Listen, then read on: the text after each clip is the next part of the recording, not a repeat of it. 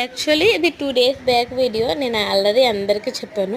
So నేను ఎగ్జామ్కి prepare అవుతున్నానని. అందుకే నేను వీడియోస్ మీద కూడా అంతగా కాన్సన్ట్రేషన్ చేయట్లేదు. బట్ నా అన్వేషణ అన్న చెప్పాడు. నిన్నే చూశానమాట ఆ వీడియో కూడా. అన్వేషణ అన్న వీడియో అయితే అసలు మిస్ అవ్వను. సో అన్నయ్య వీడియో చూసి నాకు అర్థమైంది. కంటిన్యూగా మీరు ఒక పనిని కంటిన్యూగా ఒక 30 డేస్ చేయండి.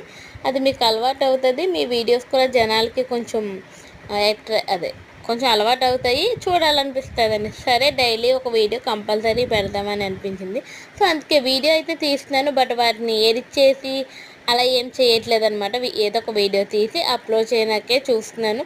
సో చదువుకున్నప్పుడు కూడా నేను అంత పర్టికులర్గా వీడియో తీయాలి అని కాదు, కానీ ఏదో ఒక వీడియో తీసి మనం అప్లోడ్ చేసేద్దాం. కంటిన్యూగా అప్లోడ్ చేస్తూ ఉంటే మనం అలవాటు అవుతాము అన్న ఉద్దేశంతో.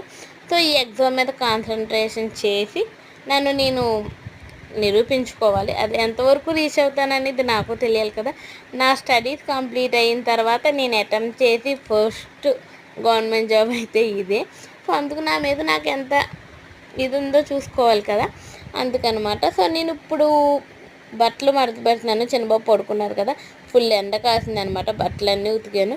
సో ఆ టైంలో మనం వేస్ట్ చేయకూడదు కదా. అప్పుడైతే పెన్ను పేపర్ పెట్టి చేయలేం కదా, చేతులకు పని ఉంటుంది కదా. అప్పుడు నేను నా ఐస్కి కళ్ళకి పని చెప్తాను.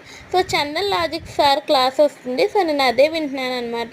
సార్ అయితే భలే కామెడీగా చెప్తారు. మీరైతే వీడియోకి లైక్ చేయండి.